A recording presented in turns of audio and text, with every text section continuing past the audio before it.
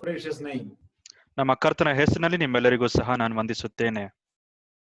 Again, I am privileged to meet you in this Zoom platform. ಈ ಒಂದು Zoom ಮಾಧ್ಯಮದ ಮುಖಾಂತರ ನಿಮ್ಮನ್ನು ಭೇಟಿ ಮಾಡುವುದು ನನಗೆ ತುಂಬಾ ಸಂತೋಷ ಉಂಟು. Praise God for the assembly over there and the saints there. ನಾನು ಅಲ್ಲಿರುವ ಸಭಿಕರಿಗೆ ಮತ್ತು ಅಲ್ಲಿರುವ ದೇವ ಜನರಿಗೋಸ್ಕರ ನನ್ನ ಕರ್ತನಿಗೆ ಸ್ತೋತ್ರ ಸಲ್ಲಿಸುತ್ತೇನೆ.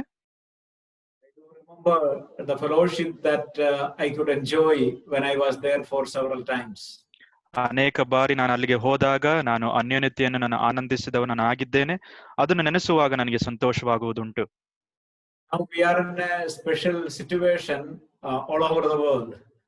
ಲೋಕದಾದ್ಯಂತ ಈ ಒಂದು ಸಂದರ್ಭದಲ್ಲಿ ನಾವು ತುಂಬಾ ವಿಶೇಷವಾದ ದಿನಗಳಲ್ಲಿ ನಾವು ಹಾದು ಹೋಗುತ್ತಾ ಇದ್ದೇವೆ. Church for last 6 months we couldn't gather together. ಸುಮಾರು 6 ತಿಂಗಳುಗಳ ಕಾಲ ನಾವು ಒಟ್ಟಾಗಿ ಸಭೆಯಲ್ಲಿ ಸೇರಿ ಬರುವುದಕ್ಕೆ ನಮಗೆ ಸಾಧ್ಯವಾಗುತ್ತಾ ಇಲ್ಲ. Last Sunday we could gather in our assembly. ಆದ್ರೆ ನಿನ್ನೆ ದಿನ ಭಾನುವಾರ ನಾವು ಸಭೆಯಾಗಿ ಸೇರಿ ಬರುವ ಹಾಗೆ ಕರ್ತನ ಕೃಪೆ ಕೊಟ್ಟನು. Too, with restrictions and following the regulations of government and health department. ಆರೋಗ್ಯ ಒಂದು ಸಿಬ್ಬಂದಿ ವರ್ಗದವರು ಮತ್ತು ಅದೇ ಸಂದರ್ಭದಲ್ಲಿ ಸರ್ಕಾರದ ನಿಯಮಗಳನ್ನು ಪರಿಪಾಲಿಸಿ ನಾವು ಸೇರಿ ಬಂದೆವು. Though we gathered yesterday, all the members of the assembly couldn't come. ನಾವು ನಿನ್ನೆ ದಿನ ಸಭೆಯಲ್ಲಿ ಸೇರಿದ್ದರೂ ಸಹ ಸಭಿಕರು ಅನೇಕ ಪ್ರಿಯರು ಸೇರಿ ಬರಲಿಕ್ಕೆ ಸಾಧ್ಯ ಆಗಲಿಲ್ಲ. According to the rule, it says that no people above 60 should not come to the church or gatherings. ನಿಯಮಗಳ ಪ್ರಕಾರ 60 ವಯಸ್ಸಿನಿಂದ ಮೇಲ್ಪಟ್ಟವರು ಯಾವುದೇ ಒಂದು ಕೂಡುವಿಕೆಯಲ್ಲಿ ಅವರು ಸೇರಿ ಬರಬಾರದೆಂಬುದಾಗಿ ಉಂಟು. Children below 10 is also not permitted to come. ಅದೇ ಸಂದರ್ಭದಲ್ಲಿ 10 ವಯಸ್ಸಿನ ಕೆಳಪಟ್ಟ ಮಕ್ಕಳು ಸಹ ಬರಲಿಕ್ಕೆ ಸಾಧ್ಯವಿಲ್ಲ. Also, we cannot, when we go to the church, we cannot shake hand and we cannot express our love towards the believers in that physical act.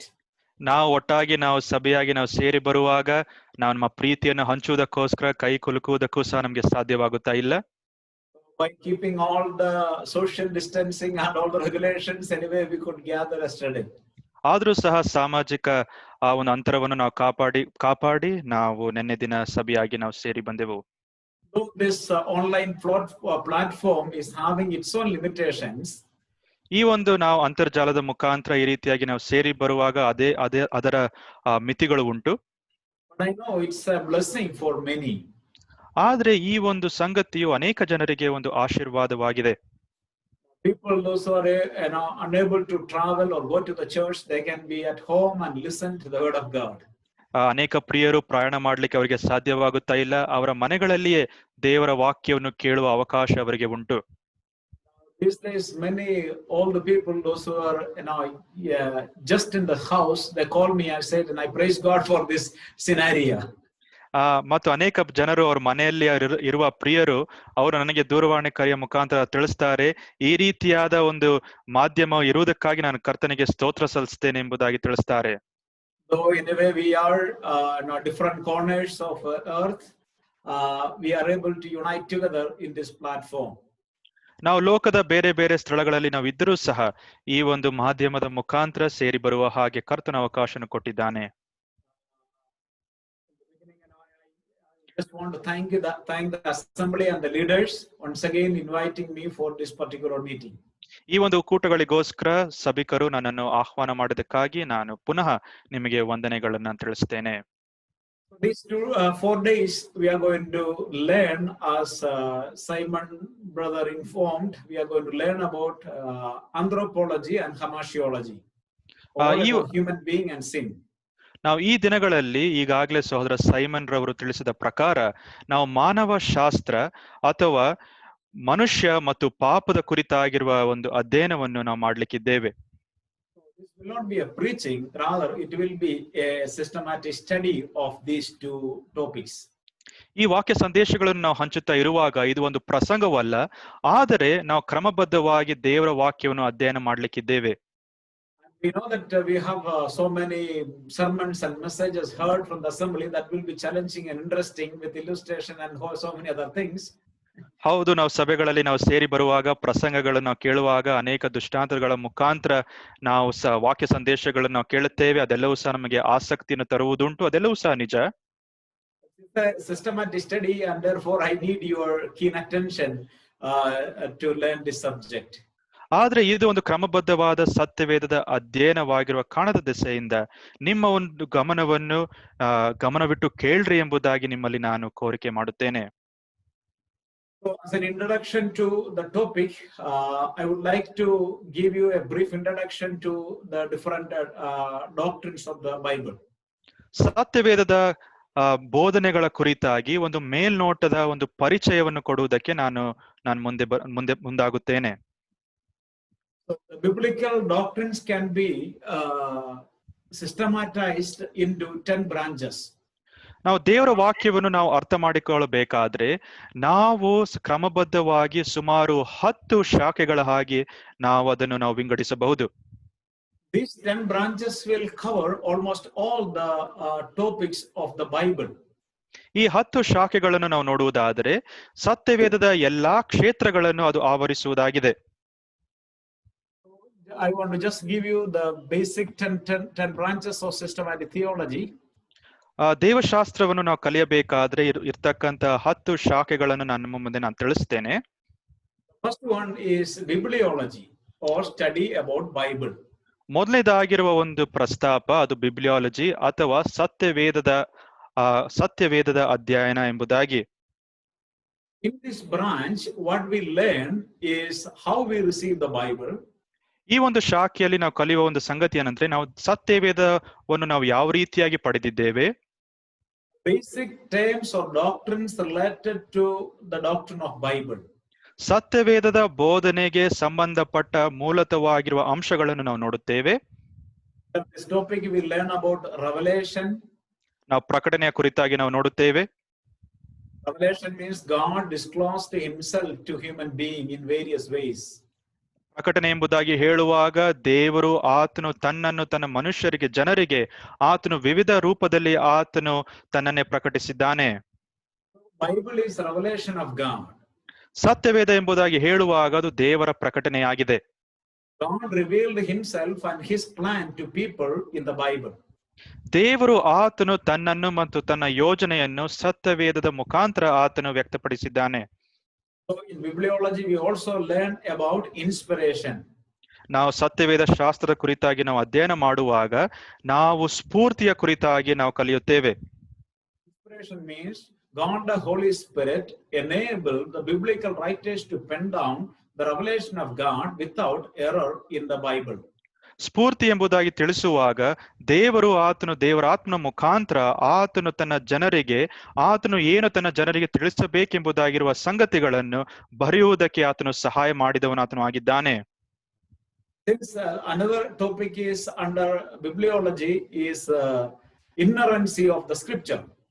ಮತ್ತು ಈ ಒಂದು ಸತ್ಯವೇದ ಶಾಸ್ತ್ರದ ಕುರಿತಾಗಿ ನಾವು ಅಧ್ಯಯನ ಮಾಡುವಾಗ ಯಾವುದೇ ಒಂದು ಅದರ ಮಧ್ಯದಲ್ಲಿ ದೇವರ ವಾಕ್ಯಗಳ ಮಧ್ಯದಲ್ಲಿ ಯಾವುದೇ ಒಂದು ವಾಗ್ವಾದ ಇಲ್ಲದೆ ಇರುವ ಒಂದು ಸ್ಥಿತಿಗತಿಯ ಕುರಿತಾಗಿ ನಾವು ನೋಡುತ್ತೇವೆ. Inerrancy means there is no error in the Bible. ಇನ್ಹೆರೆನ್ಸಿ ಎಂಬುದಾಗಿ ತಿಳಿಸುವಾಗ ಸತ್ಯವೇದದಲ್ಲಿ ಯಾವುದೇ ಒಂದು ಲೋಪದೋಷಗಳು ಇಲ್ಲ. Since it is revelation of God written by the help of the Holy Spirit, there is no error in the Bible. ದೇವರ ವಾಕ್ಯವು ಸತ್ಯವೇದವು ದೇವರು ಆತನು ತನ್ನನ್ನು ಆತನು ವ್ಯಕ್ತಪಡಿಸಿದ ಒಂದು ಕಾಣದ ದೆಸೆಯಿಂದ ಮತ್ತು ತನ್ನ ಆತ್ಮದ ಸಹಾಯದಿಂದ ಬರೆದಿರುವ ಕಾಣದ ದೆಸೆಯಿಂದ ಯಾವುದೇ ಒಂದು ಲೋಪದೋಷಗಳು ಇಲ್ಲ. Also, we will learn under this subject the illumination of the Holy Spirit, illumination. ಮತ್ತು ಅದೇ ಸಂದರ್ಭದಲ್ಲಿ ನಾವು ಈ ಒಂದು ಬಿಬ್ಲಿಯಾಲಜಿ ಎಂಬುದಾಗಿರುವ ಪ್ರಸ್ತಾಪದ ಕೆಳಗೆ ನಾವು ಇನ್ನೊಂದು ಸಂಗತಿ ನಾವು ಕಲಿಯುತ್ತೇವೆ. ಅದೇನೆಂಬುದಾಗಿ ಅದು ಪ್ರಕಾಶ ಎಂಬುದಾಗಿ. Illumination means God the Holy Spirit enabled a believer to read and understand the word of God. ಪ್ರಕಾಶ ಅಥವಾ ಇಲ್ಯೂಮಿನೇಷನ್ ಎಂಬುದಾಗಿ ತಿಳಿಸುವಾಗ ಒಬ್ಬ ಮನುಷ್ಯನು ಆತನು ದೇವರ ವಾಕ್ಯವನ್ನು ತೆಗೆದುಕೊಂಡು ಆತನು ಓದುವಾಗ ದೇವರು ಮನುಷ್ಯನು ಯಾವ ರೀತಿಯಾಗಿ ಆತನು ಅರ್ಥ ಮಾಡಿಕೊಳ್ಳುವುದಕ್ಕೆ ಸಾಧ್ಯ ಉಂಟೋ ಆ ರೀತಿಯಲ್ಲಿ ಆತನು ಬರೆದಿದ್ದಾನೆ. Therefore, bibliology is very important because all the doctrines that we learn is from the Bible. ಈ ಒಂದು ಕಾರಣದ ದೆಸೆಯಿಂದ ಸತ್ಯವೇದ ಶಾಸ್ತ್ರದ ಕುರಿತಾಗಿ ನಾವು ಅಧ್ಯಯನ ಮಾಡುವಾಗ ತುಂಬಾ ಪ್ರಾಮುಖ್ಯವಾದದ್ದು. ಕಾರಣ ಯಾಕಂದ್ರೆ ನಾವು ಎಲ್ಲಾ ಬೋಧನೆಗಳನ್ನು ನಾವು ಸತ್ಯವೇದದಿಂದಲೇ ನಾವು ಪರಿಗಣಿಸುತ್ತೇವೆ. As we are going to learn about man and sin, we are going to learn it from Bible. ನಾವು ಮನುಷ್ಯನ ಕುರಿತಾಗಿ ಮತ್ತು ಪಾಪದ ಕುರಿತಾಗಿ ನಾವು ಅಧ್ಯಯನ ಮಾಡುವಾಗ ಅದನ್ನು ನಾವು ಸತ್ಯವೇದದಿಂದಲೇ ನಾವು ಅಧ್ಯಯನ ಮಾಡುತ್ತೇವೆ. What Bible reveals about this doctrine? ಈ ಒಂದು ಬೋಧನೆಯ ಕುರಿತಾಗಿ ಸತ್ಯವೇದವು ನಮಗೆ ಪ್ರಕಟಿಸುವ ಸಂಗತಿಯಾದರೂ ಏನು? Not only these two, all other doctrines we learn from Bible. ಈ ಎರಡು ಒಂದು ಶಾಖೆಗಳು ಮಾತ್ರವಲ್ಲದೆ ಎಲ್ಲಾ ಬೋಧನೆಗಳನ್ನು ನಾವು ಸತ್ಯವೇದದಿಂದಲೇ ನಾವು ಕಲಿಯುವವರಾಗಿದ್ದೇವೆ. So in 10 branches of systematic theology, the first topic is subject is bibliology. ಸತ್ಯವೇದವನ್ನು ನಾವು ಅಧ್ಯಯನ ಮಾಡಬೇಕಾದ್ರೆ ಇರುವ 10 ಶಾಖೆಗಳಲ್ಲಿ ಮೊದಲನೆಯ ಒಂದು ಶಾಖೆ ಅದು ಬಿಬ್ಲಿಯಾಲಜಿ ಆಗಿದೆ ಅಥವಾ ಸತ್ಯವೇದ ಶಾಸ್ತ್ರ ಎಂಬುದಾಗಿ. Second one is theology. ಎರಡನೇದಾಗಿ ದೈವಶಾಸ್ತ್ರ ಅಥವಾ ಥಿಯಾಲಜಿ ಎಂಬುದಾಗಿ.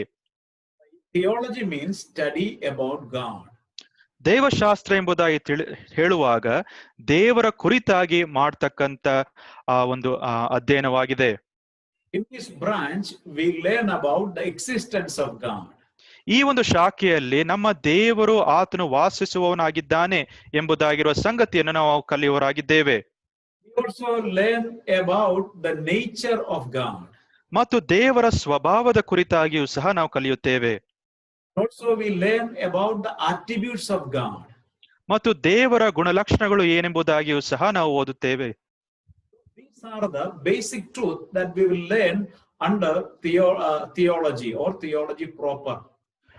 ಈ ಒಂದು ಎಲ್ಲಾ ಅಂಶಗಳು ತಿಳಿಸಿದ ಎಲ್ಲಾ ಅಂಶಗಳನ್ನು ಸಹ ನಾವು ದೇವಶಾಸ್ತ್ರ ಅಥವಾ ಥಿಯಾಲಜಿ ಪ್ರಾಪರ್ ಎಂಬುದಾಗಿರುವ ಶಾಖೆ ಕೆಳಗೆ ನಾವು ಕಲಿಯುವವರಾಗಿದ್ದೇವೆ. So among the 10, first one bibliology, second one theology, the third one is Christology. ಈಗ ನಾವು ಈಗಾಗಲೇ ತಿಳಿಸಿದ ಪ್ರಕಾರ ಮೊದಲನೇದಾಗಿರುವ ಒಂದು ಶಾಖೆ ಅದು ಸತ್ಯವೇದ ಶಾಸ್ತ್ರವಾಗಿದೆ. ಎರಡನೇದಾಗಿರುವ ಒಂದು ಶಾಖೆ ಅದು ದೈವಶಾಸ್ತ್ರವಾಗಿದೆ. ಮತ್ತು ಮೂರನೇದಾಗಿ Christology. ನಾವು ಕ್ರಿಸ್ತ ಶಾಸ್ತ್ರದ ಕುರಿತಾಗಿ ನಾವು ನೋಡುತ್ತೇವೆ. Christology means study about Christ. ಕ್ರಿಸ್ಟಾಲಜಿ ಅಥವಾ ಕ್ರಿಸ್ತ ಶಾಸ್ತ್ರದ ಕುರಿತಾಗಿ ನಾವು ತಿಳಿಸುವಾಗ ಕ್ರಿಸ್ತನ ಕುರಿತಾಗಿ ಮಾಡ್ತಕ್ಕಂತ ಅಧ್ಯಯನವಾಗಿದೆ. So under Christology, we learn about the pre-existence of Christ. ಈ ಒಂದು ಕ್ರಿಸ್ಟಾಲಜಿ ಅಥವಾ ಕ್ರಿಸ್ತ ಶಾಸ್ತ್ರ ಎಂಬುದಾಗಿರುವ ಒಂದು ಶಾಖೆಯ ಕೆಳಗೆ ಕ್ರಿಸ್ತನು ಆತನು ಅನಾದಿ ಕಾಲದಲ್ಲಿ ಆತನು ಯಾವ ರೀತಿಯಾಗಿ ಇದ್ದನು ಎಂಬುದಾಗಿ ನಾವು ಕಲಿಯುತ್ತೇವೆ. Also we learn about the deity of the Lord Jesus Christ. ಕರ್ತನಾಗಿರುವ ಯೇಸು ಕ್ರಿಸ್ತನು ಆತನು ದೇವರಾಗಿದ್ದಾನೆ ಎಂಬುದಾಗಿರುವ ಅಂಶವನ್ನು ನಾವು ಕಲಿಯುತ್ತೇವೆ. Humanity of the Lord Jesus Christ. ಅದೇ ಸಂದರ್ಭದಲ್ಲಿ ಕರ್ತನಾಗಿರುವ ಯೇಸು ಕ್ರಿಸ್ತನು ಆತನು ಮನುಷ್ಯನಾಗಿದ್ದನು ಅದರ ಕುರಿತಾಗಿಯೂ ಸಹ ನಾವು ನೋಡುತ್ತೇವೆ. Purpose of incarnation of the Lord Jesus Christ. ಕರ್ತನಾಗಿರುವ ಯೇಸು ಕ್ರಿಸ್ತನು ಆತನು ನರಾವತಾರವನ್ನು ತೆಗೆದುಕೊಂಡು ಈ ಲೋಕಕ್ಕೆ ಬಂದ ಕಾರಣಗಳ ಕುರಿತಾಗಿ ನಾವು ನೋಡುತ್ತೇವೆ. Death, resurrection and ascension of the Lord Jesus Christ. All these topics are learned under Christology. ಮತ್ತು ಕರ್ತನಾಗಿರುವ ಯೇಸು ಕ್ರಿಸ್ತನ ಜೀವನ, ಮರಣ ಮತ್ತು ಆತನು ಸಮಾಧಿಯಲ್ಲಿ ಹೂಣಲ್ಪಟ್ಟು ಮೃತ್ಯುಂಜಯನಾಗಿ ಆತನು ಎದ್ದು ಬಂದಂತ ದೇವರು ಆತನು ಆಗಿದ್ದಾನೆ. ಈ ಎಲ್ಲಾ ಸಂಗತಿಗಳನ್ನು ನಾವು ಕ್ರಿಸ್ತ ಶಾಸ್ತ್ರದಲ್ಲಿ ನಾವು ಓದುತ್ತೇವೆ. One is pneumatology. ಮತ್ತು ನಾಲ್ಕನೇದಾಗಿರುವ ಶಾಖೆ ನ್ಯೂಮಟಾಲಜಿ ಎಂಬುದಾಗಿ ಅಥವಾ ಈ ಒಂದು Pneumatology means study about Holy Spirit. ನ್ಯೂಮಟಾಲಜಿ ಎಂಬುದಾಗಿ ಹೇಳುವಾಗ ಪರಿಶುದ್ಧಾತ್ಮನ ಕುರಿತಾಗಿರ್ತಕ್ಕಂಥ ಅಧ್ಯಯನವಾಗಿದೆ. All these terms, this pneumatology comes from two Greek words. ನಾವು ನ್ಯೂಮಟಾಲಜಿ ಎಂಬುದಾಗಿ ಹೇಳ್ತಕ್ಕಂಥ ಪದದ ಕುರಿತಾಗಿ 2 ಗ್ರೀಕ್ ಭಾಷೆಯ ಪದಗಳಿಂದ ಬಂದದ್ದು. Pneuma is the Greek word for Holy Spirit. Pneuma ಎಂಬುದಾಗಿ ಹೇಳುವಾಗ ಗ್ರೀಕ್ ಭಾಷೆಯಲ್ಲಿ ಅದು ಪವಿತ್ರಾತ್ಮನು ಎಂಬುದಾಗಿ ತಿಳಿಸ್ತಾರೆ. Logos means study or discourse. Logos ಎಂಬುದಾಗಿ ಹೇಳುವಾಗ ಅಧ್ಯಯನ ಎಂಬುದಾಗಿ. Hence, the pneumatology means study or discourse about the Holy Spirit is pneumatology. ಈ ಒಂದು ಕಾರಣದ ದೆಸೆಯಿಂದ ಪರಿಶುದ್ಧಾತ್ಮನ ಕುರಿತಾಗಿ ನಾವು ಅಧ್ಯಯನ ಮಾಡುವಾಗ ಅದಕ್ಕೆ ನ್ಯೂಮಟಾಲಜಿ ಎಂಬುದಾಗಿ ಹೆಸರುಂಟು. So under the pneumatology we learn about the deity of Holy Spirit. ಈ ಒಂದು ನ್ಯೂಮಟಾಲಜಿ ಎಂಬುದಾಗಿರುವ ಪ್ರಸ್ತಾಪದ ಕೆಳಗೆ ನಾವು ಪರಿಶುದ್ಧಾತ್ಮನು ಆತನು ದೇವರಾಗಿದ್ದಾನೆ ಎಂಬುದಾಗಿರುವ ಸಂಗತಿ ಕಲಿಯುತ್ತೇವೆ. Personality of Holy Spirit is learned under this subject. ಮತ್ತು ಇದೇ ಒಂದು ಪ್ರಸ್ತಾಪದ ಕೆಳಗೆ ನಾವು ಪರಿಶುದ್ಧಾತ್ಮನ ಗುಣಲಕ್ಷಣಗಳ ಕುರಿತಾಗಿ ನಾವು ನೋಡುತ್ತೇವೆ. Work of the Holy Spirit. ಪರಿಶುದ್ಧಾತ್ಮನ ಕ್ರಿಯೆಗಳ ಕುರಿತಾಗಿ ನಾವು ನೋಡುತ್ತೇವೆ. Spiritual gifts given by the Holy Spirit. ಪರಿಶುದ್ಧಾತ್ಮನ ಮುಖಾಂತರ ಕೊಡ್ತಕ್ಕಂತ ಆತ್ಮಿಕ ವರಗಳ ಕುರಿತಾಗಿ ನಾವು ನೋಡುತ್ತೇವೆ. I think that you have recently learned about spiritual gifts. ಮತ್ತು ಇತ್ತೀಚಿನ ದಿನಗಳಲ್ಲಿ ನೀವು ಆತ್ಮಿಕ ವರಗಳ ಕುರಿತಾಗಿ ನೀವು ಕಲಿತಿದ್ದೀರಿ ಎಂಬುದಾಗಿ ನನಗೆ ವರ್ತಮಾನ ಬಂತು. These are the different topics being learned under pneumatology. ಈ ಎಲ್ಲಾ ಒಂದು ಪ್ರಸ್ತಾಪಗಳನ್ನು ನಾವು ನ್ಯೂಮಟಾಲಜಿ ಎಂಬುದಾಗಿರುವ ಪ್ರಸ್ತಾಪದ ಕೆಳಗೆ ನಾವು ಕಲಿಯುವವರಾಗಿದ್ದೇವೆ. Branch is angelology. ಐದನೇದಾಗಿರ್ತಕ್ಕಂಥ ಶಾಖೆ ಅದು ದೇವದೂತರ ಒಂದು ಶಾಸ್ತ್ರವಾಗಿದೆ ಅಥವಾ ಏಂಜಲಾಲಜಿ ಎಂಬುದಾಗಿ.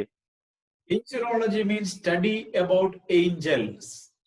ಏಂಜಲಾಲಜಿ ಎಂಬುದಾಗಿ ತಿಳಿಸುವಾಗ ದೇವದೂತರ ಕುರಿತಾಗಿ ಮಾಡ್ತಕ್ಕಂಥ ಅಧ್ಯಯನವಾಗಿದೆ.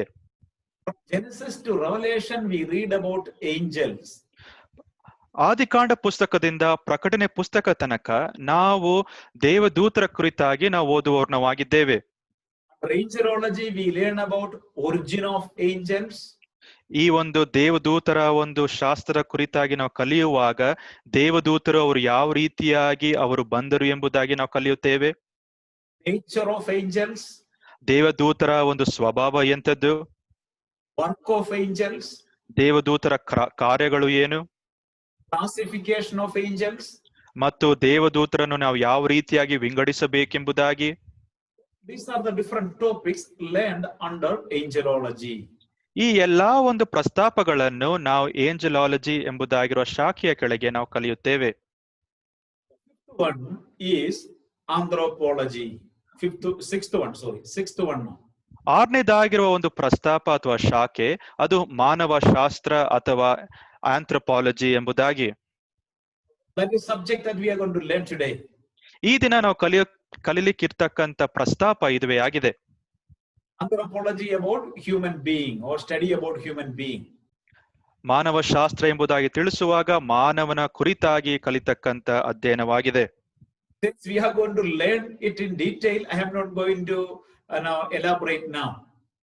ಇದನ್ನು ನಾವು ತುಂಬಾ ಆಳವಾಗಿ ನಾವು ನೋಡ್ಲಿಕ್ಕಿದ್ದೇವೆ. ಅದಕ್ಕಾಗಿ ನಾನು ಈಗ ಅದರ ಕುರಿತಾಗಿ ಏನು ಸಹ ತಿಳಿಸುವುದಿಲ್ಲ. Seventh branch is hamartiology or study about sin. ನಂತರ ನಾವು ನೋಡ್ತಕ್ಕಂಥ ಒಂದು ಶಾಖೆ ಅದೇನಂದ್ರೆ ಪಾಪದ ಕುರಿತಾಗಿ ಇರ್ತಕ್ಕಂಥ ಅಧ್ಯಯನ. These days we will be learning this branch also here. ಈ ಒಂದು ದಿನಗಳಲ್ಲಿ ಇದರ ಕುರಿತಾಗಿಯೂ ಸಹ ಸ್ವಲ್ಪ ಮಟ್ಟಿಗೆ ನಾವು ನೋಡ್ಲಿಕ್ಕಿದ್ದೇವೆ.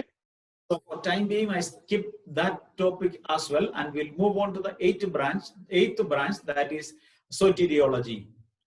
ನಂತರ ಇದರ ಕುರಿತಾಗಿಯೂ ಸಹ ನಾವು ಮುಂದಿನ ದಿನಗಳಲ್ಲಿ ನಾವು ನೋಡ್ಲಿಕ್ಕಿದ್ದೇವೆ. ನಾವು ಮುಂದಿನ ಒಂದು ಶಾಖೆಗೆ ನಾವು ಹೋಗೋಣ, ಅದು ಸೊಟೀರಿಯಾಲಜಿ ಎಂಬುದಾಗಿ. Soteriology means study about salvation. ಸೊಟೀರಿಯಾಲಜಿ ಎಂಬುದಾಗಿ ತಿಳಿಸುವಾಗ ಅದು ರಕ್ಷಣೆಯ ಕುರಿತಾಗಿ ಇರ್ತಕ್ಕಂಥ ಅಧ್ಯಯನವಾಗಿದೆ. Salvation offered through the Lord Jesus Christ is learned under soteriology. ರಕ್ಷಣೆ ಎಂಬುದು ಅದು ಕರ್ತನಾಗಿರುವ ಯೇಸು ಕ್ರಿಸ್ತರ ಮುಖಾಂತರ ಬರ್ತಕ್ಕಂಥದ್ದು ಮಾತ್ರ ಎಂಬುದಾಗಿರುವ ಸಂಗತಿಯನ್ನು ಈ ಪ್ರಸ್ತಾಪದ ಕೆಳಗೆ ನಾವು ಕಲಿಲಿಕ್ಕಿದ್ದೇವೆ. Under this topic we learn about election of God. ದೇವರ ಕುರಿತಾಗಿ ಇರ್ತಕ್ಕಂಥ ಆರಿಸುವಿಕೆ, predestination. ದೇವರ ಸಂಕಲ್ಪದ ಕುರಿತಾಗಿ ನಾವು ಕಲಿಯುತ್ತೇವೆ. God's call.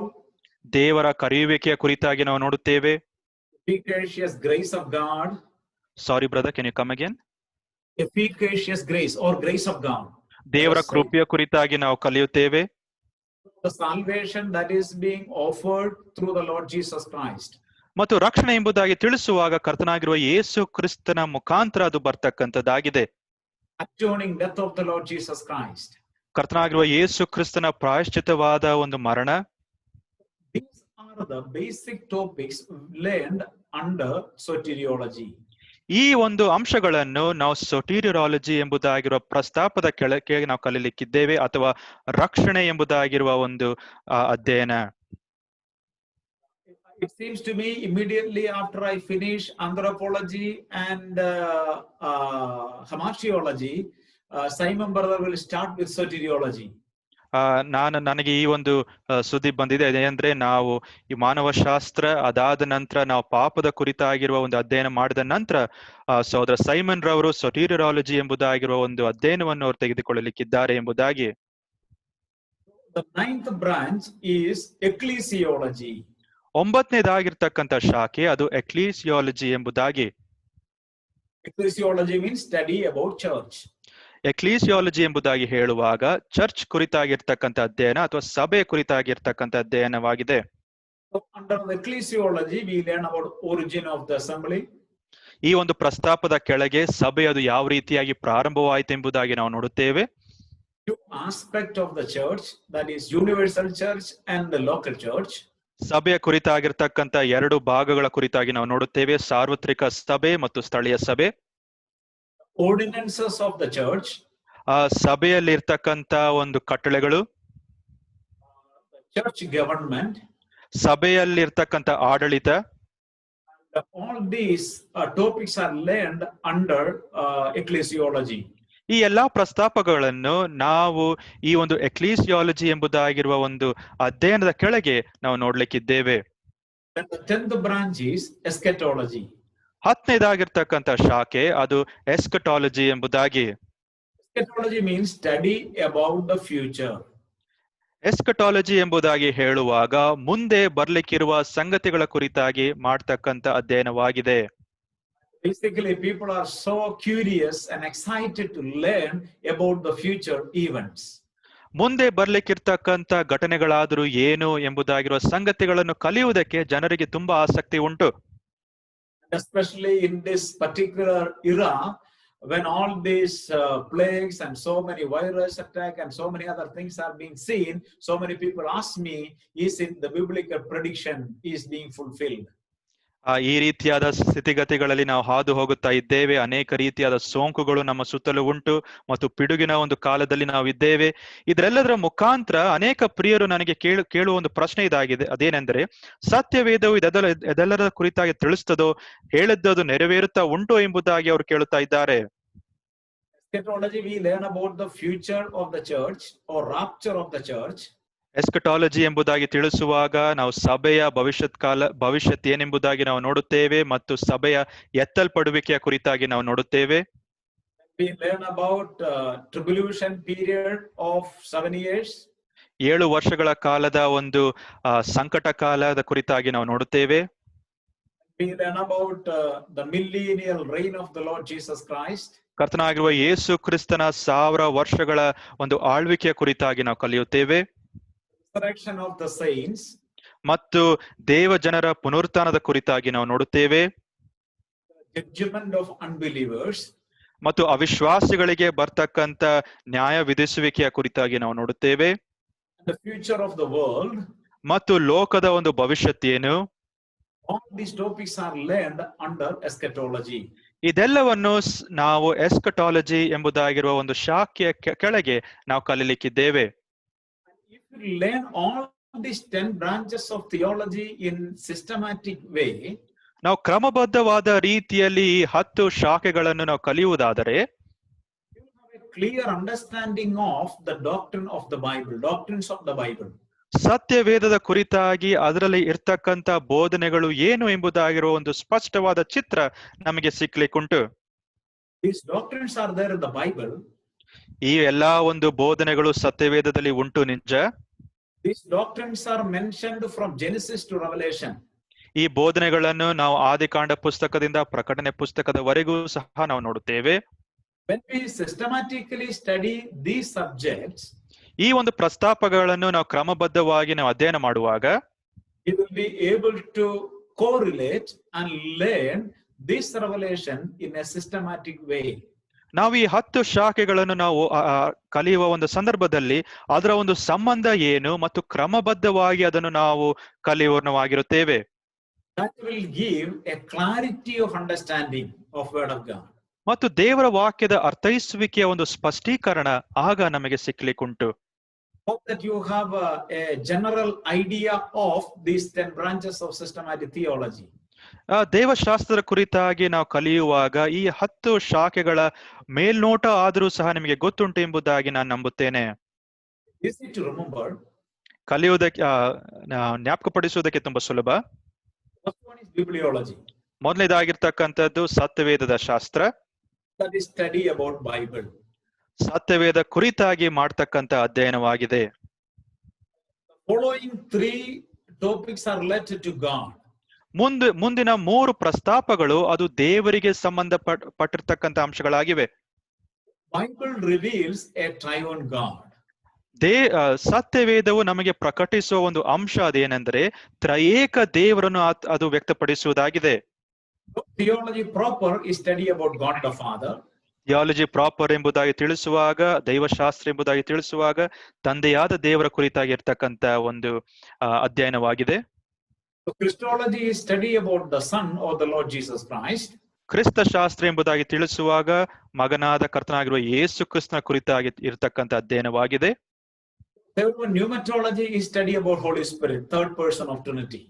ತ್ರಯೇಕ ದೇವರದಲ್ಲಿ 3ನೆಯ ವ್ಯಕ್ತಿ ನ್ಯೂಮಟಾಲಜಿ, ಪರಿಶುದ್ಧಾತ್ಮನ ಕುರಿತಾಗಿ ಅದರಲ್ಲಿ ನಾವು ಕಲಿಯೋರ್ಣವಾಗಿದ್ದೇವೆ. So along with this we see in the Bible it reveals there is another celestial being created by God. They are angels.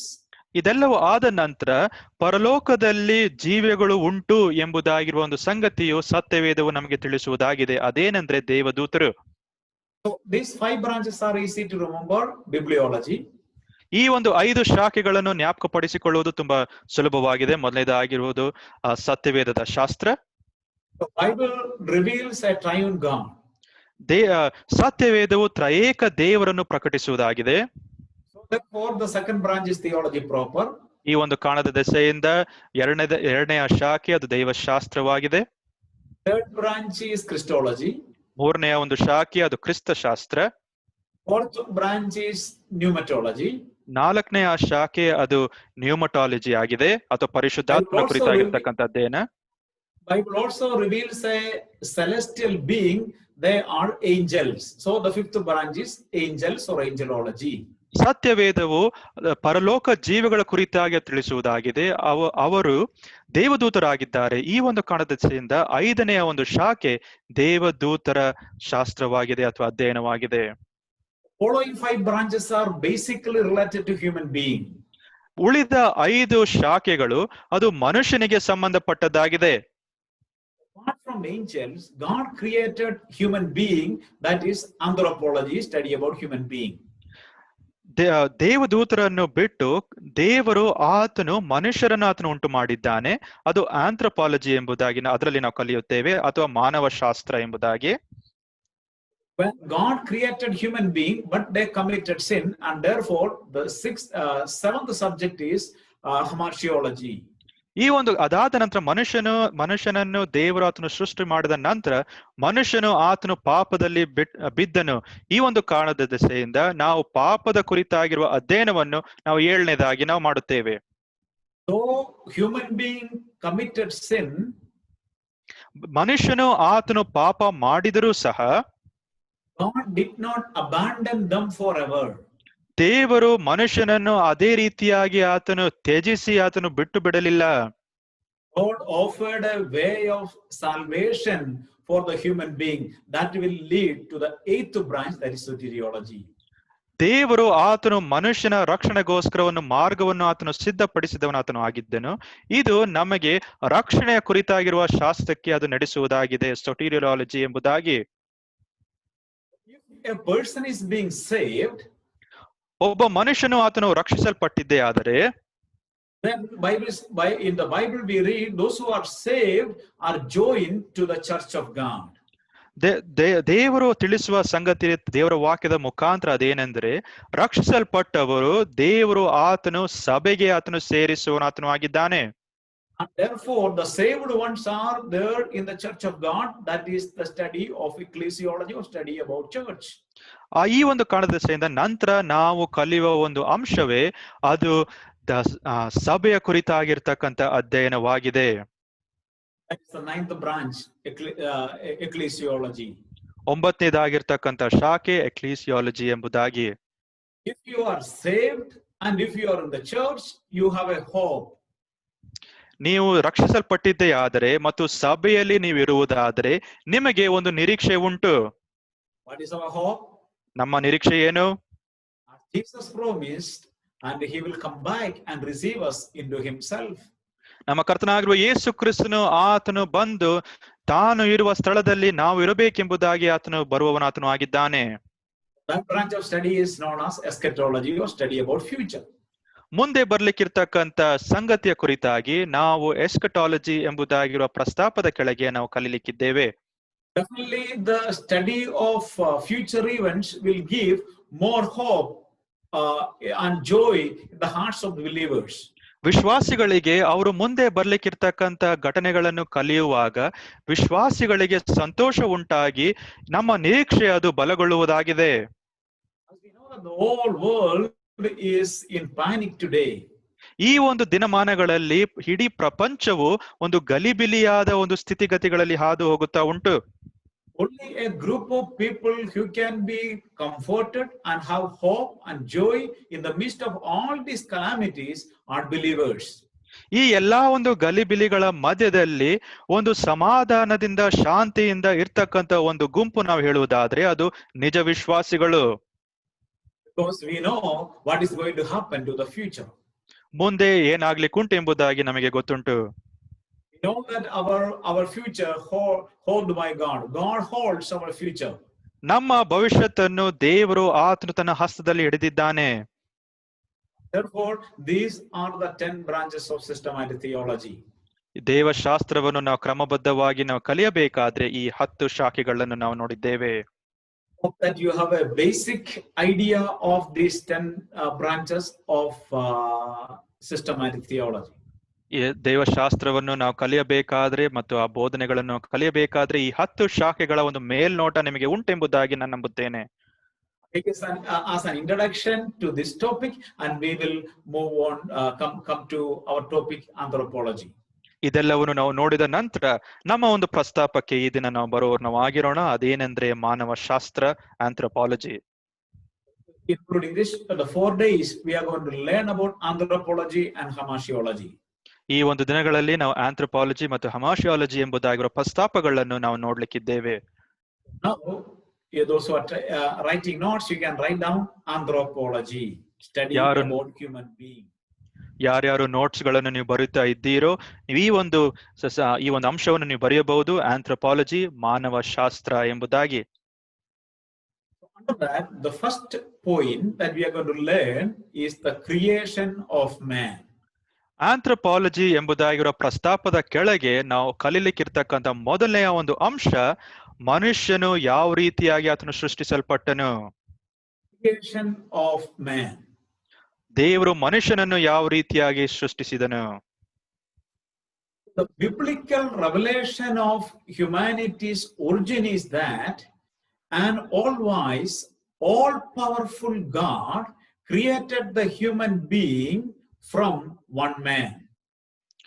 ಒಬ್ಬ ಮನುಷ್ಯನಿಂದ ಸರ್ವಶಕ್ತನಾಗಿರುವ ದೇವರು ಆತನು ಮನುಷ್ಯರನ್ನು ಆತನು ಉಂಟು ಮಾಡಿದನು ಎಂಬುದಾಗಿ ನಾವು ಇದರ ಕುರಿತಾಗಿ ನಾವು ನೋಡುತ್ತೇವೆ. God created human being to love and serve him and enjoy relationship with him. ದೇವರು ಆತನು ಮನುಷ್ಯನನ್ನು ಉಂಟು ಮಾಡಿದ ಉದ್ದೇಶ ಏನಂದ್ರೆ ಆತನ ಜೊತೆಯಲ್ಲಿ ಆತನು ಆನಂದಿಸಿ ಆತನ ಜೊತೆಯಲ್ಲಿ ಒಂದು ಸಂಬಂಧವನ್ನು ಅನ್ಯೋನ್ಯತೆಯನ್ನು ಆನಂದಿಸುವುದಕ್ಕೆ ಆತನು ಉಂಟು ಮಾಡಿದನು. So, to say it very simple way, according to the Bible, God created human being. ಸರಳವಾಗಿ ನಾವು ತಿಳಿಸಬೇಕಾದ್ರೆ ಸತ್ಯವೇದದ ಅನುಸಾರವಾಗಿ ದೇವರು ಆತನು ಮನುಷ್ಯನನ್ನು ಉಂಟು ಮಾಡಿದನು. That's the biblical teaching of origin of human being.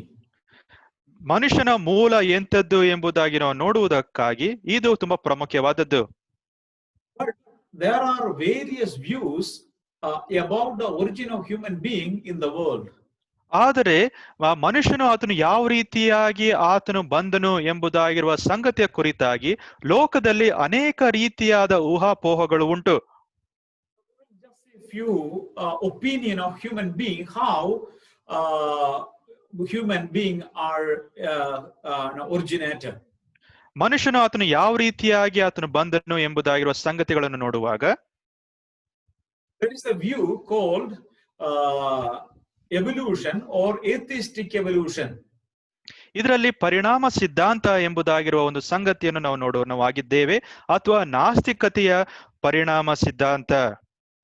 The evolutionary theory began by Charles Darwin. ಈ ಒಂದು ಪರಿಣಾಮ ಸಿದ್ಧಾಂತದ ಕುರಿತಾಗಿರುವ ಒಂದು ಸಂಗತಿಯನ್ನು ಚಾರ್ಲ್ಸ್ ಡಾರ್ವಿನ್ ರವರು ಪ್ರಾರಂಭಿಸಿದರು. And it is refined by others.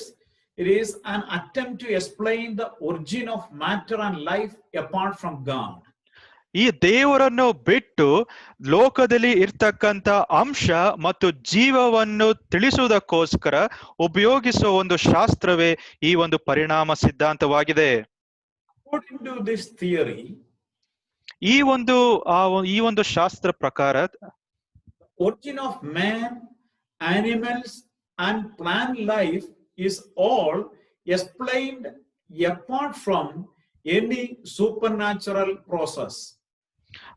ಈ ಒಂದು ಸಿದ್ಧಾಂತದ ಪ್ರಕಾರ ಮನುಷ್ಯನು, ಪ್ರಾಣಿಗಳು ಎಲ್ಲವೂ ಸಹ ಒಂದು ವಿಶೇಷವಾದ ಒಂದು ರೀತಿಯಲ್ಲಿ ಅದು ಬಂದವು ಎಂಬುದಾಗಿ, ಆ ಒಂದು ದೇವರಿಂದ ಬಂದಿಲ್ಲ ಎಂಬುದಾಗಿ ತಿಳಿಸುವುದಕ್ಕೆ ಉಪಯೋಗಿಸುವ ಸಿದ್ಧಾಂತವಾಗಿದೆ. All that is needed according to this naturalistic evolution is atom in motion. ಇದೆಲ್ಲದರ ಕುರಿತಾಗಿರುವ ಒಂದು ಸಂಗತಿ ಅಂದ್ರೆ ಈ ಒಂದು ಆಟಮ್ಗಳು, ಅದು ಒಂದು ಆಟಮ್ ಇನ್ ಮೋಷನ್ ಎಂಬುದಾಗಿರುವ ಒಂದು ಸಂಗತಿಯ ಕುರಿತಾಗಿ ಈ ಒಂದು ಸಿದ್ಧಾಂತ ಬೋಧಿಸುವುದಾಗಿದೆ.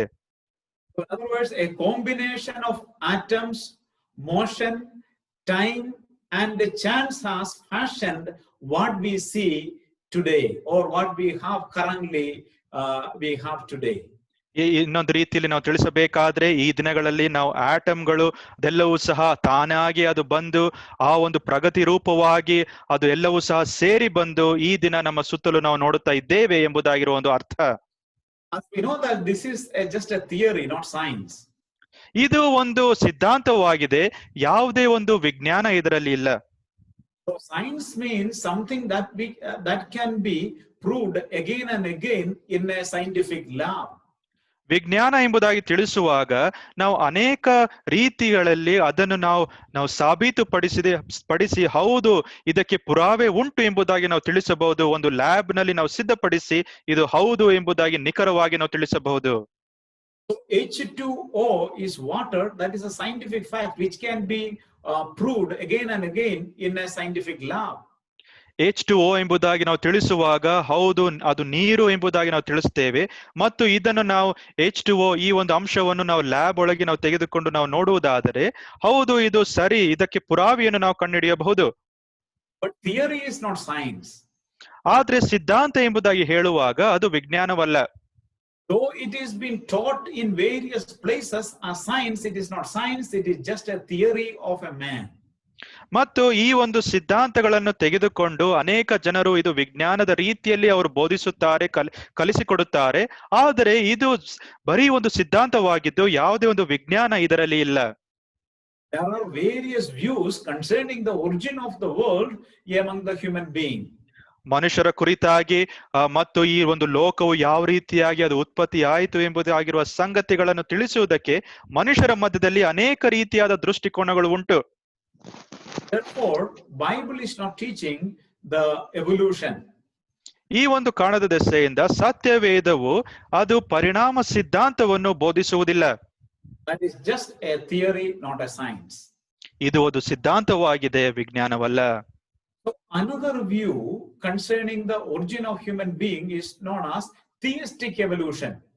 ಮತ್ತು ಈ ಒಂದು ಮನುಷ್ಯನು ಆತನು ಯಾವ ರೀತಿಯಾಗಿ ಆತನು ಬಂದನು ಎಂಬುದಾಗಿ ತಿಳಿಸುವುದಕ್ಕೋಸ್ಕರ ಥಿಯಿಸ್ಟಿಕ್ ಎವಲ್ಯೂಷನ್ ಅಥವಾ ದೇವರ ಮುಖಾಂತರ ಬಂದಂತ ಪರಿಣಾಮ ಸಿದ್ಧಾಂತ ಎಂಬುದಾಗಿರುವ ಸಂಗತಿ. According to this theistic evolution, it is a teaching that plants, animals and man gradually evolved from lower forms, but that God supervised the process. That is the basic teaching of theistic evolution. ಈ ಒಂದು ಥಿಯಿಸ್ಟಿಕ್ evolution ಎಂಬುದಾಗಿ ತಿಳಿಸುವಾಗ ದೇವರ ಕುರಿತಾಗಿ ಇರ್ತಕ್ಕಂಥ ಒಂದು ಪರಿಣಾಮ ಸಿದ್ಧಾಂತ, ಅದರ ಒಂದು ಅಂಶ ಇದುವೇ ಆಗಿದೆ. ಅದೇನೆಂದರೆ ದೇವರು ಆತನು ಯಾವುದನ್ನು ಆತನು ಸೃಷ್ಟಿಸಲಿಲ್ಲ, ಆದರೆ ಪರಿಣಾಮವಾಗಿ ಅದು ಬರ್ತಕ್ಕಂಥ ಎಲ್ಲಾ ಒಂದು ಜೀವಿಗಳ ಒಂದು ಮೇಲ್ನೋಟವನ್ನು ದೇವರು ಆತನು ನೋಡುತ್ತಾ ಇದ್ದನು. Another way to simplify it, we can say like this: ಇದನ್ನು ಸರಳವಾಗಿ ನಾವು ತಿಳಿಸಬೇಕಾದರೆ, God created the basic elements. ದೇವರು ಆತನು ಬೇಕಾಗಿರುವ ಮೂಲ ಒಂದು ಅಂಶಗಳನ್ನು ಆತನು ಸೃಷ್ಟಿ ಮಾಡಿದನು. Then God permitted or allowed the evolutionary process to come this world in this way. ಮತ್ತು ದೇವರು ಈ ಒಂದು ಪರಿಣಾಮ ರೀತಿ ಅದು ಮುಂದೆ ಹೋಗಲಿಕ್ಕೋಸ್ಕರ ದೇವರು ಆತನು ಅನುಮತಿ ಕೊಟ್ಟನು ಎಂಬುದಾಗಿರುವ ಒಂದು ಸಂಗತಿ ಈ ಸಿದ್ಧಾಂತದಲ್ಲಿ ನಾವು ನೋಡುತ್ತೇವೆ. That is not actually a biblical teaching. ಇದು ಸಹ ಸತ್ಯವೇದದ ಒಂದು ಬೋಧನೆ ಅಲ್ಲ. This was taught among the Christians because when this theory of evolution was very popularized and people thought it is science, and therefore in order to prove that Bible is believable, so some Christians adopted this view.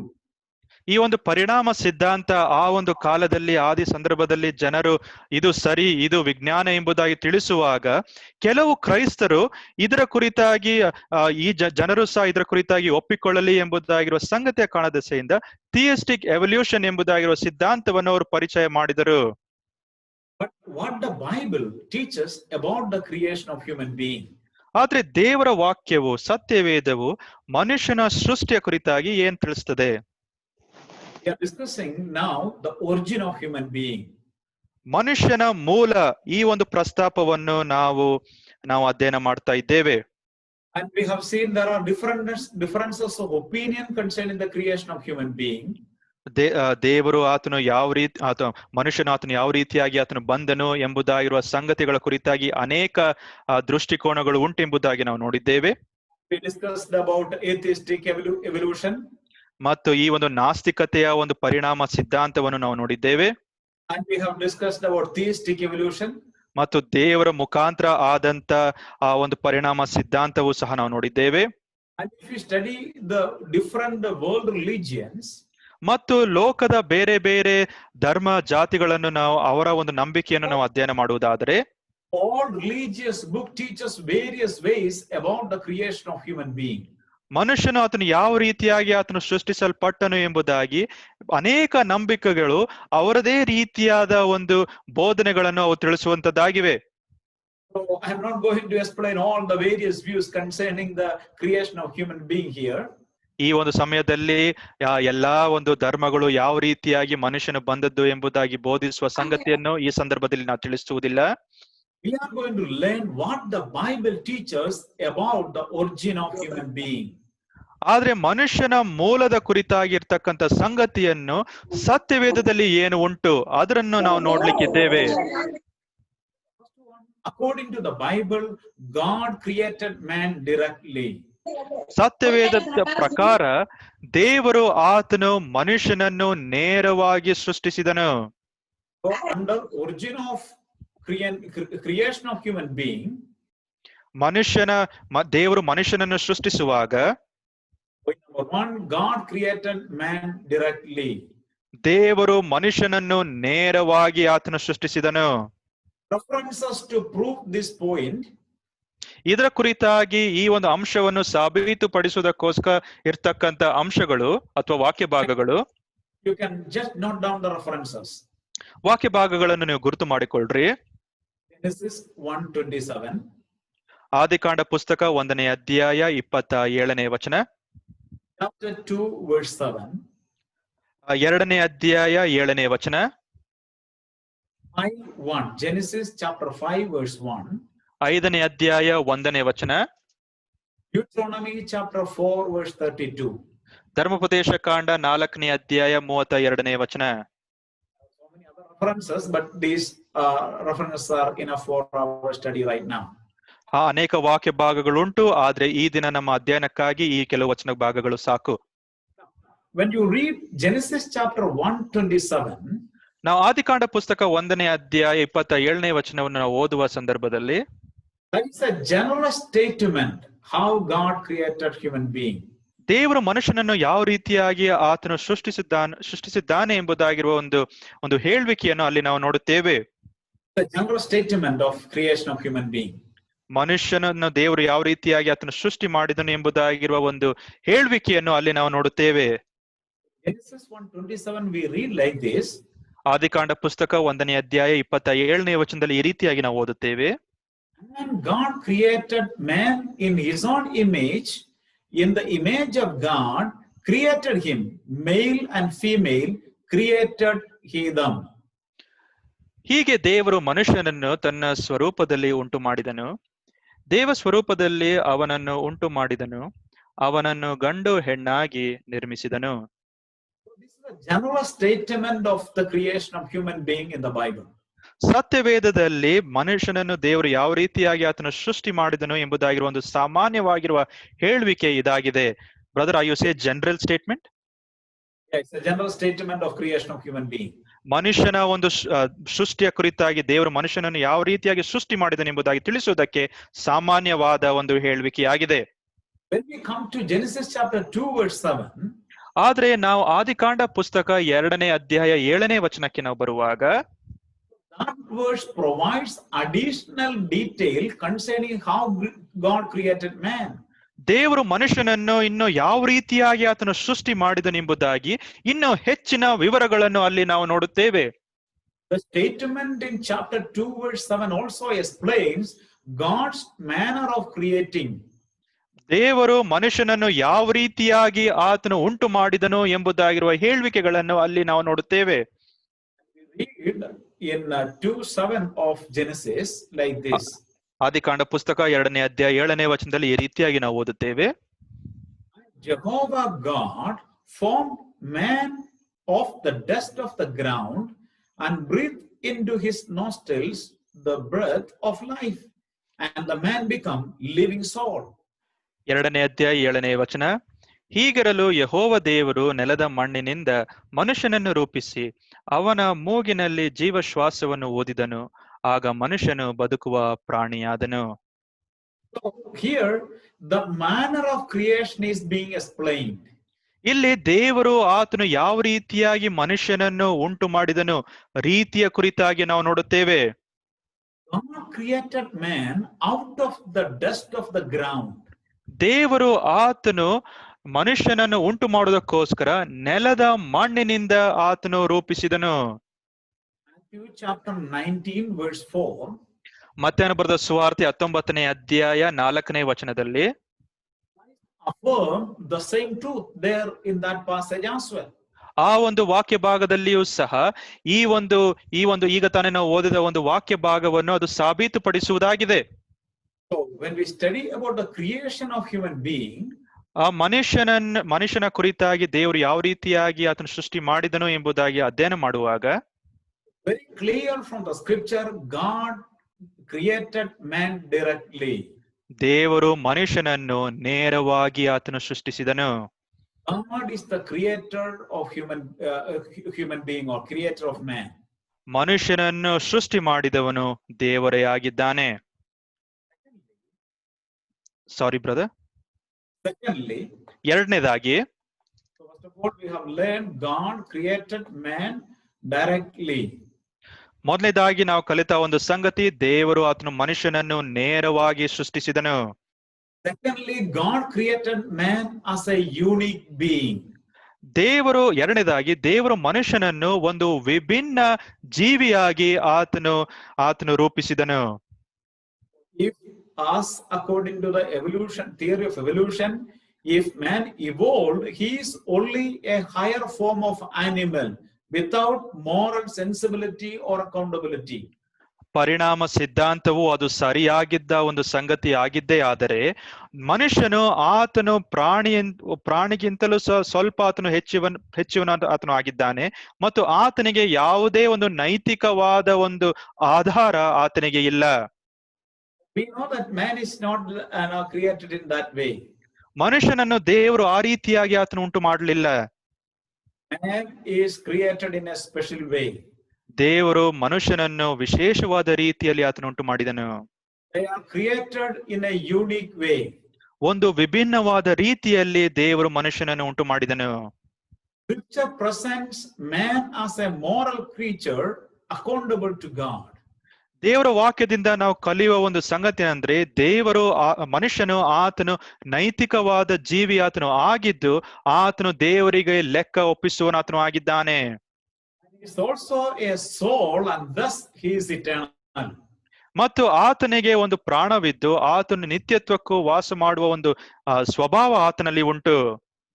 According to 1:26 of Genesis, ನಾವು ಆದಿಕಾಂಡ ಪುಸ್ತಕ 1ನೇ ಅಧ್ಯಾಯ 26ನೇ ವಚನವನ್ನು ನಾವು ಓದುವಾಗ, God created man in his image of God.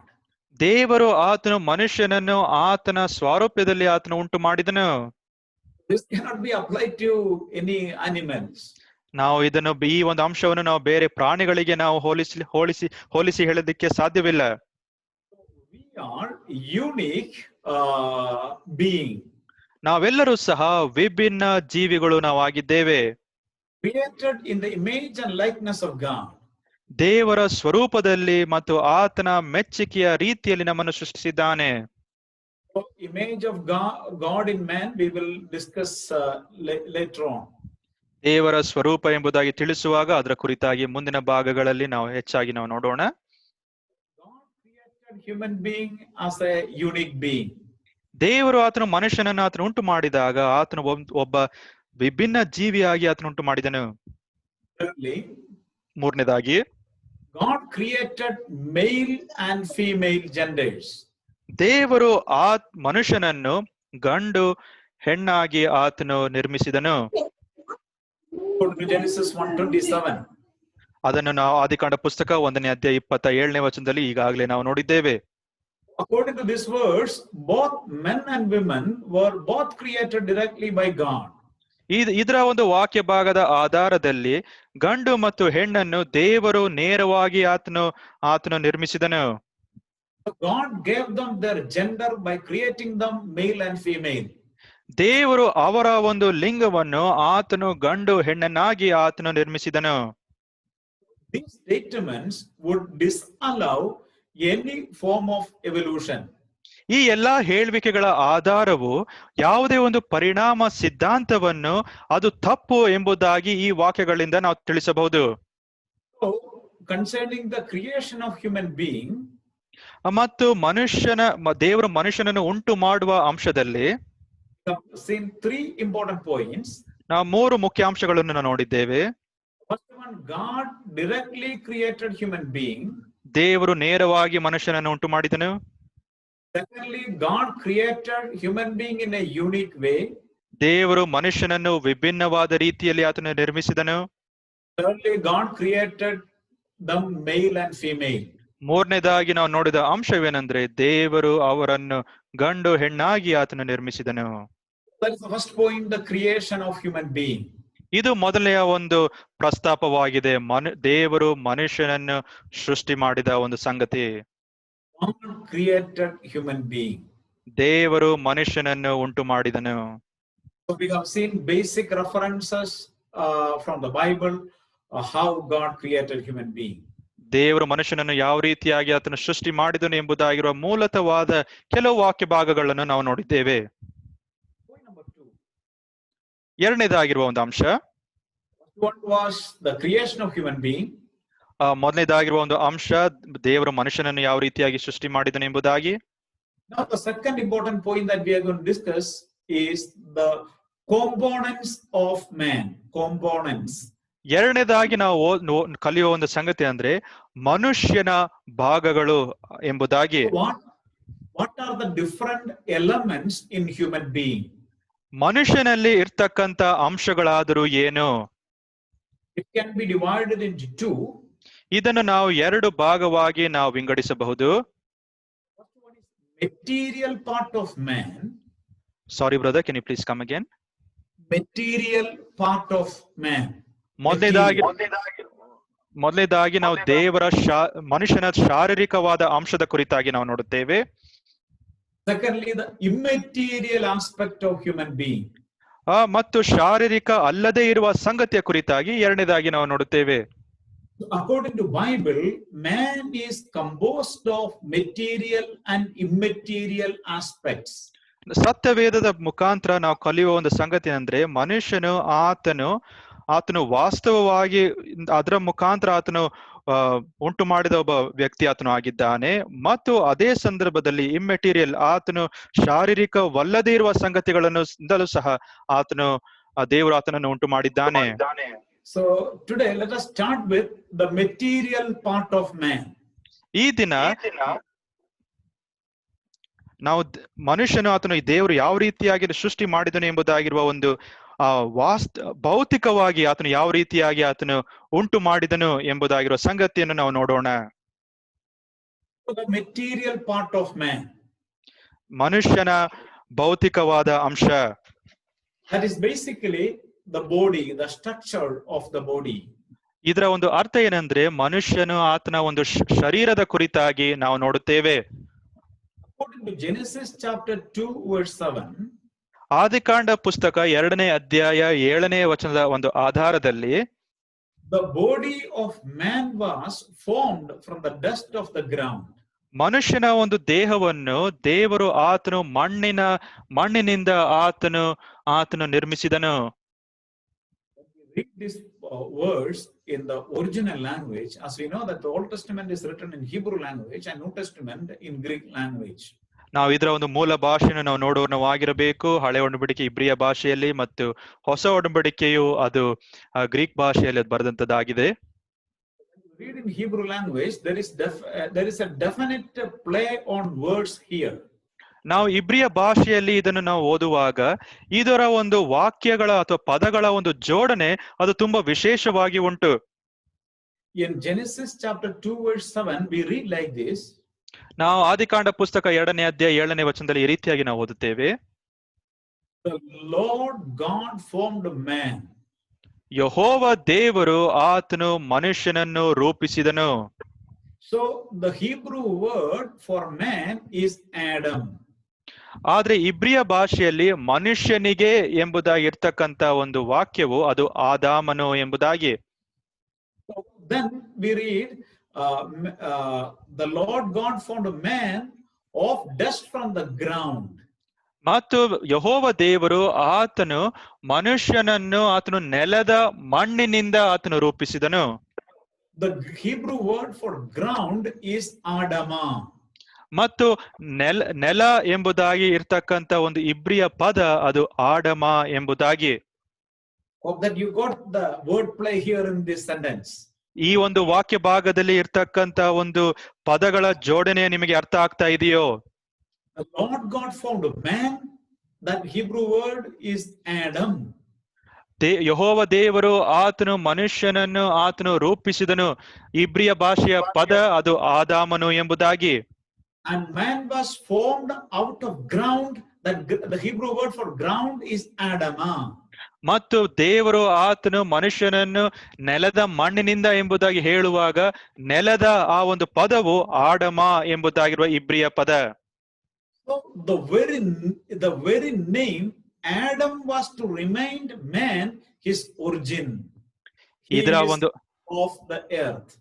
ಇದರ ಒಂದು ಅರ್ಥ ಅಥವಾ ಉದ್ದೇಶ ಏನೆಂದರೆ ಆದಾಮನಿಗೆ ದೇವರು ತಿಳಿಸ್ತಾ ಇದ್ದ ಸಂಗತಿ ಅಂದ್ರೆ ನೀನು ನೆಲದಿಂದ ನೀನು ನಿರ್ಮಿಸಲಾಗಿದ್ದಿ ಎಂಬುದಾಗಿ. So our material part, that is this body, is formed out of the earth or out of the ground. ನಮ್ಮ ಒಂದು ಭೌತಿಕವಾದ ಒಂದು ಅಂಶ ಅಂದರೆ ನಮ್ಮ ಒಂದು ಶರೀರವು ಅದು ನೆಲದ ಮಣ್ಣಿನಿಂದ ಬಂದದ್ದು. Therefore, the material part of human being is basically from the earth or from the dust. ಮತ್ತು ಇದರ ಒಂದು ಅರ್ಥ ಏನೆಂಬುದಾಗಿ ಹೇಳುವಾಗ ನಮ್ಮ ಒಂದು ಭೌತಿಕವಾದ ಅಂಶವು ಅದು ನೆಲದ ಮಣ್ಣಿನಿಂದ ಅದು ಬಂದದ್ದು. A chemical analysis of human body reveals that man's components are those of the earth. ಮತ್ತು ನಾವು ಈ ಒಂದು ರಾಸಾಯನಿಕ ಒಂದು ಶಾಸ್ತ್ರವನ್ನು ನಾವು ಅದನ್ನು ಕಲಿಯುವಾಗ ಮನುಷ್ಯನ ಒಂದು ದೇಹವು ಅದು ಮಣ್ಣಿನಿಂದ ಬಂದದ್ದು ಎಂಬುದಾಗಿ ಅದು ಸಾಬೀತುಪಡಿಸುವುದಾಗಿದೆ.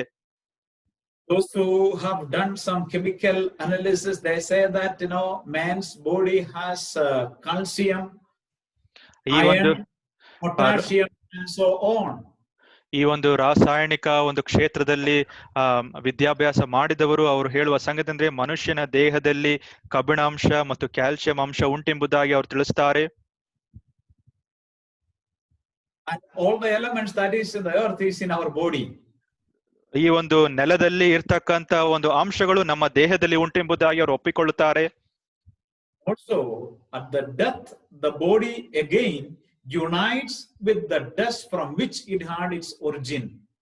ಮತ್ತು ಮರಣದ ಮುಖಾಂತರ ನಾವು ಸಾವನ್ನಪ್ಪುವಾಗ ಈ ಒಂದು ದೇಹವು ಅದು ಮಣ್ಣಿನಲ್ಲಿ ಅದು ಮಣ್ಣಾಗಿ ಅದು ಹೋಗುವುದಾಗಿದೆ, ಮಣ್ಣಿನ ಜೊತೆಯಾಗಿ ಅದು ಹೋಗುವುದಾಗಿದೆ. So that is the material part of human being.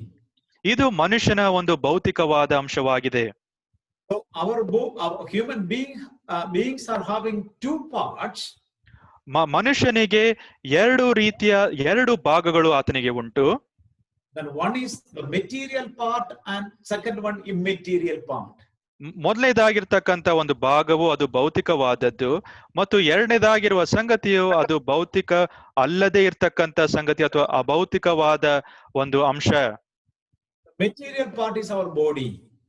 ಭೌತಿಕವಾದದ್ದು ನಮ್ಮ ಒಂದು ದೇಹ ಶರೀರವಾಗಿದೆ. This body is being created or formed from the earth. ಈ ಒಂದು ದೇಹವನ್ನು ದೇವರು ಆತನು ಮಣ್ಣಿನಿಂದ ನಮ್ಮನ್ನು ಸೃಷ್ಟಿಸಿದ್ದಾನೆ. At our death again, this body from where it is being taken, now it will be going to there itself. ಮತ್ತು ನಮ್ಮ ಮರಣವಾದ ನಂತರ ನಮ್ಮ ಒಂದು ದೇಹವು ಸಹ ಅದು ಮಣ್ಣಿಗೆ ಸೇರುವಂತದ್ದಾಗಿದೆ, ಮಣ್ಣಿನ ಜೊತೆಯಲ್ಲಿ ಅದು ಐಕ್ಯವಾಗಲಿಕ್ಕುಂಟು. Different characters or natures of our material aspect of the body. ನಮ್ಮ ದೇಹದ ಒಂದು ಭೌತಿಕವಾದ ಅಂಶಗಳ ಕುರಿತಾಗಿ ಇನ್ನೂ ಹೆಚ್ಚು ಸಂಗತಿಗಳನ್ನು ನಾವು ನೋಡಬಹುದು. There are different terms used for this material part. ಈ ಒಂದು ಭೌತಿಕವಾದ ಒಂದು ಭಾಗಕ್ಕೆ ಅನೇಕ ಬೇರೆ ರೀತಿಯಾದ ಪದ ಪ್ರಯೋಗಗಳಾಗಿವೆ. So those aspects we will discuss tomorrow. ಈ ಅಂಶಗಳನ್ನು ನಾವು ನಾಳೆ ದಿನ ನಾವು ಅಧ್ಯಯನ ಮಾಡೋಣ. So as an introduction to our classes, ಈ ಎಲ್ಲಾ ಒಂದು ತರಗತಿಗಳ ಒಂದು ಪರಿಚಯವಾಗಿ what we have learned today, ನಾವು ಏನೇನು ನಾವು ಕಲಿತಿದ್ದೇವೆ. the entire biblical doctrines can be divided or can be systematized into 10 branches.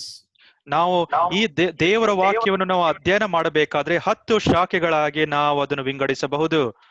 We have seen all these 10 branches of systematic theology in a systematic way. ಇದನ್ನು ನಾವು 10 ಶಾಖೆಗಳನ್ನು ಅರ್ಥ ಮಾಡಿಕೊಳ್ಳುವಾಗ ಕ್ರಮಬದ್ಧವಾಗಿ ನಾವು ಸತ್ಯವೇದವನ್ನು ನಾವು ಕಲಿಯಬಹುದು. Among these 10 branches, we started with anthropology today. ಈ ಒಂದು 10 ಶಾಖೆಗಳಲ್ಲಿ ಈ ದಿನ ನಾವು ಮಾನವ ಶಾಸ್ತ್ರ ಕುರಿತಾಗಿ ನಾವು ಪ್ರಾರಂಭ ಮಾಡಿದ್ದೇವೆ. Anthropology means study about human being. ಮಾನವ ಶಾಸ್ತ್ರ ಎಂಬುದಾಗಿ ತಿಳಿಸುವಾಗ ಮಾನವನ ಕುರಿತಾಗಿ ಇರ್ತಕ್ಕಂಥ ಅಧ್ಯಯನ. We started with the creation of human being. ದೇವರು ಮನುಷ್ಯನನ್ನು ಯಾವ ರೀತಿಯಾಗಿ ಸೃಷ್ಟಿ ಮಾಡಿದನು ಎಂಬುದಾಗಿರುವ ಸಂಗತಿಯನ್ನು ನಾವು ನೋಡಿದ್ದೇವೆ. There are various views concerning the creation of human being. ಮನುಷ್ಯನು ಆತನು ಯಾವ ರೀತಿಯಾಗಿ ಆತನು ಸೃಷ್ಟಿಸಲ್ಪಟ್ಟನು ಎಂಬುದಾಗಿರುವ ಸಂಗತಿಯ ಕುರಿತಾಗಿ ಅನೇಕ ದೃಷ್ಟಿಕೋನಗಳು ಉಂಟು. Theistic evolution. ಈ ಒಂದು ನಾಸ್ತಿಕನ ಒಂದು ಪರಿಣಾಮ ಸಿದ್ಧಾಂತ. Atheistic and theistic evolution, two views. ನಾಸ್ತಿಕನ ಒಂದು ಪರಿಣಾಮ ಸಿದ್ಧಾಂತ ಮತ್ತು ದೇವರಿಂದ ಬರ್ತಕ್ಕಂತ ಒಂದು ಪರಿಣಾಮ ಸಿದ್ಧಾಂತ. And also there are so many hundreds of views among the religious people concerning the creation of human being. ಮತ್ತು ಅನೇಕ ಬೇರೆ ಬೇರೆ ನಂಬಿಕೆಗಳಲ್ಲಿ ಮತ್ತು ಅನೇಕ ಧರ್ಮಗಳಲ್ಲಿ ಮನುಷ್ಯನು ಆತನು ಯಾವ ರೀತಿಯಾಗಿ ಸೃಷ್ಟಿಸಲ್ಪಟ್ಟನು ಎಂಬುದಾಗಿರುವ ಸಂಗತಿಗಳು ಅವರು ಸಹ ಅವರ ಮಧ್ಯದಲ್ಲಿ ಸಹ ಅನೇಕ ನಂಬಿಕೆಗಳು ಉಂಟು. But we have seen what the Bible teaches about the creation of human being. ಆದ್ರೆ ದೇವರು ಮನುಷ್ಯನನ್ನು ಯಾವ ರೀತಿಯಾಗಿ ಆತನು ಸೃಷ್ಟಿ ಮಾಡಿದನೆಂಬುದಾಗಿ ಸತ್ಯವೇದವು ನಮಗೆ ತಿಳಿಸುವ ಸಂಗತಿ ಏನು ಎಂಬುದಾಗಿ ನಾವು ನೋಡುತ್ತಾ ಬಂದಿದ್ದೇವೆ. And we have seen 3 important points in creation of human being in the Bible. ಸತ್ಯವೇದಕ್ಕೆ ಅನುಸಾರವಾಗಿ ಮನುಷ್ಯನ ಸೃಷ್ಟಿಯ ಕುರಿತಾಗಿ 3 ಅಂಶಗಳನ್ನು ನಾವು ನೋಡಿದ್ದೇವೆ. God directly created human being. ದೇವರು ಮನುಷ್ಯನನ್ನು ನೇರವಾಗಿ ಆತನು ಸೃಷ್ಟಿಸಿದನು. Secondly, God created them in a unique way. ದೇವರು ಮನುಷ್ಯನನ್ನು ವಿಭಿನ್ನವಾದ ರೀತಿಯಲ್ಲಿ ಆತನು ಸೃಷ್ಟಿಸಿದನು. In other words, God created man in as a unique being. ಅಥವಾ ಇನ್ನೊಂದು ವಿಧದಲ್ಲಿ ದೇವರು ಮನುಷ್ಯನನ್ನು ವಿಭಿನ್ನವಾದ ಜೀವಿಯಾಗಿ ಆತನು ಉಂಟು ಮಾಡಿದನು. Thirdly, God created the male and female genders. ಮತ್ತು ದೇವರು ಆತನು ಮನುಷ್ಯನನ್ನು ಗಂಡು ಹೆಣ್ಣನ್ನಾಗಿ ಆತನು ಉಂಟು ಮಾಡಿದನು. So that is the first point that we have seen. ಇದು ಮೊದಲನೇ ಅಂಶವನ್ನು ನಾವು ನೋಡಿದ್ದೇವೆ. Now we just started with the second point, that is components of man. ಮತ್ತು ನಾವು ಎರಡನೇ ಒಂದು ಅಂಶವನ್ನು ನಾವು ನೋಡಿದ್ದೇವೆ, ಅದೇನೆಂದ್ರೆ ಮನುಷ್ಯನ ಭಾಗಗಳು ಏನು. According to Bible, man is composed of two basic aspects. ಸತ್ಯವೇದಕ್ಕೆ ಅನುಸಾರವಾಗಿ ಮನುಷ್ಯನಿಗೆ ಎರಡು ಭಾಗಗಳು ಉಂಟು, material and immaterial. ಭೌತಿಕವಾದದ್ದು, ಅಭೌತಿಕವಾದದ್ದು. The first one is material part of human being. ಮೊದಲನೇದಾಗಿರ್ತಕ್ಕಂಥ ಒಂದು ಅಂಶ ಅದು ಮನುಷ್ಯನ ಭೌತಿಕವಾದ ಭಾಗ. That is our body. ಅದು ನಮ್ಮ ಒಂದು ದೇಹವಾಗಿದೆ. And we know that man is taken from the ground, the earth of the ground. ದೇವರು ಮನುಷ್ಯನನ್ನು ಆತನು ಈ ಒಂದು ನೆಲದಿಂದ ಆತನು ತೆಗೆದುಕೊಂಡಿದ್ದಾನೆ ಎಂಬುದಾಗಿ ನಾವು ನೋಡಿದ್ದೇವೆ. And all the basic elements of the earth are there in our body. ಈ ಒಂದು ಭೂಮಿಯಲ್ಲಿ ಇರ್ತಕ್ಕಂತ ಒಂದು ಅಂಶಗಳನ್ನು ನಾವು ಶರೀರದಲ್ಲಿ, ಮನುಷ್ಯನ ದೇಹದಲ್ಲಿ ನಾವು ಕಾಣುತ್ತೇವೆ. Also we have seen at the death, the body again unites with the dust from which it had been taken. ಮತ್ತು ಮರಣದ ಮುಖಾಂತರ ಈ ಒಂದು ಶರೀರವು ಅದು ನೆಲಕ್ಕೆ ಅಥವಾ ಭೂಮಿಗೆ ಅದು ಐಕ್ಯವಾಗಲಿಕ್ಕುಂಟು. ಈ ಭೂಮಿಯಿಂದಲೇ ಅದು ದೇಹ ಬಂದದ್ದಾಗಿದೆ, ಭೂಮಿಗೆ ಅದು ಸೇರುವುದಾಗಿದೆ. Detail of the material and immaterial and other parts, parts of our discussion we will discuss tomorrow. ಮತ್ತು ಈ ಒಂದು ಭೌತಿಕವಾದ ಒಂದು ಭಾಗಗಳು ಮತ್ತು ಅಭೌತಿಕವಾದ ಸಂಗತಿಗಳ ಕುರಿತಾಗಿ ಇರ್ತಕ್ಕಂತ ಇನ್ನು ವಿವರಗಳನ್ನು ನಾವು ನಾಳೆ ದಿನ ನಾವು ನೋಡ್ಲಿಕ್ಕಿದ್ದೇವೆ. Thank you so much for your kind attention. ನೀವು ಗಮನವಿಟ್ಟು ಕೇಳಿದಕ್ಕಾಗಿ ನಿಮ್ಮೆಲ್ಲರಿಗೂ ಸಹ ನಾನು ವಂದನೆಗಳನ್ನು ತಿಳಿಸ್ತೇನೆ.